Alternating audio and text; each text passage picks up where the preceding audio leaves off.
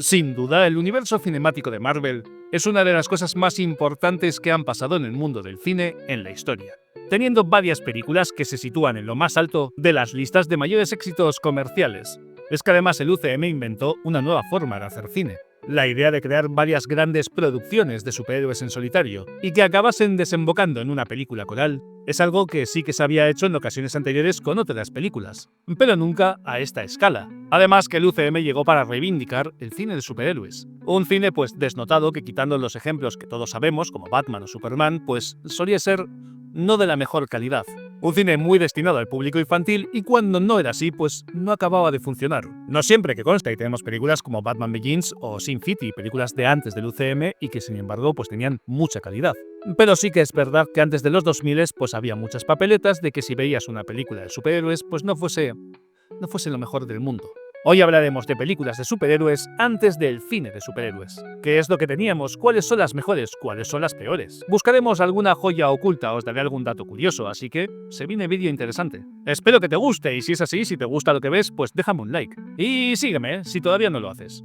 Se podría decir que el cine de superhéroes empezó con Superman. Aunque hubo películas en años anteriores pues de Batman o del propio Superman, sobre todo adaptaciones de series de televisión, se puede decir que en el 78 con la película de Christopher Reeve es cuando el cine de superhéroes empieza a ser importante. Y después de esta cinta pues se abre la veda y empezamos a tener películas del estilo. Pero se nota que los estudios de cine pues no tienen muy claro qué hacer con este producto. ¿Quiero hacer películas para adultos o para niños? ¿Quiero hacer algo nuevo o ser fiel a los cómics? Además que los 80 es una época de cine muy experimental, la gente hacía un montón de cosas esperando pues llamar la atención. Se jugaba mucho, se buscaba sorprender al espectador y por eso salían cosas pues muy curiosas. En los 80 salieron cintas como Flash Gordon, que una estética curiosísima y una gran banda sonora tapan el hecho de que es una película bastante mala. A mí me gusta el cine pulp, pues siempre me ha llamado la atención, pero es cierto que la película es un poco ridícula. Además de que está bastante desapegada a los cómics. En general es un claro ejemplo de lo que vendría en títulos posteriores, o sea, cintas de una calidad cuestionable, muy dirigidas o a público infantil o a fans fervientes del personaje, algo que podemos notar en la siguiente gran película de superhéroes que salió en esta época, Masters del Universo, una película que si bien se tomaba un poco más en serio a sí misma, venía con los mismos problemas de los que hemos hablado antes, no saber qué es lo que quieres con tu película, si quieres una película para adultos o una película para niños. La cinta de He-Man tiene alma de una de esas películas con un gran héroe de acción, busca parecerse a productos como Rambo o Commando, pero a la vez se nota que es un producto hecho para niños,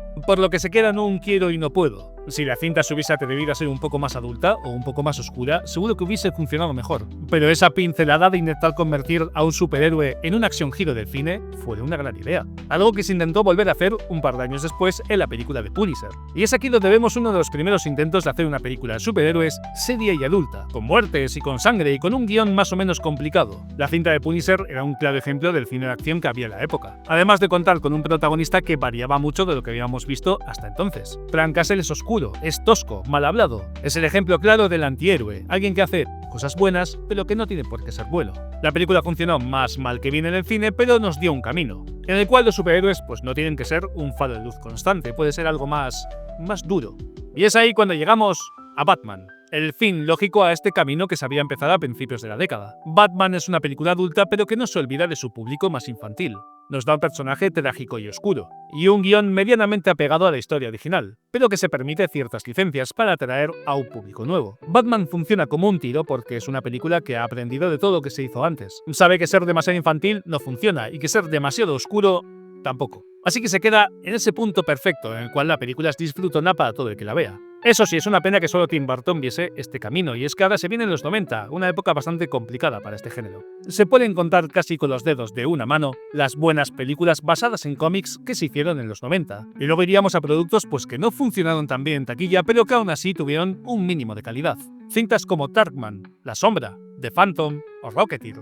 El cine pulp estaba en lo más alto y bueno, estas películas pues funcionaban. Ninguna de ellas te va a cambiar la vida ni estará en lo más alto de tu top de películas, pero se dejan ver, son amenas, divertidas, para comer palomitas, son buenas películas. Sin embargo, en los 90 pues también tenemos algunos de los peores casos de películas de superhéroes que vamos a ver. Películas malísimas. Muchas de ellas llamaban la atención más que nada por el actor que las hacía. Vamos, quien fue al cine a ver Bad Wipe no lo hizo porque fuese fan del cómic, sino porque quería ver a Pamela Anderson. O habría quien le llamase la atención que Shaquille O'Neal hiciese una película de superhéroes. Aunque os voy a decir una cosa, yo a los 90 se lo perdono todo porque me trajo a las Tortugas Ninja.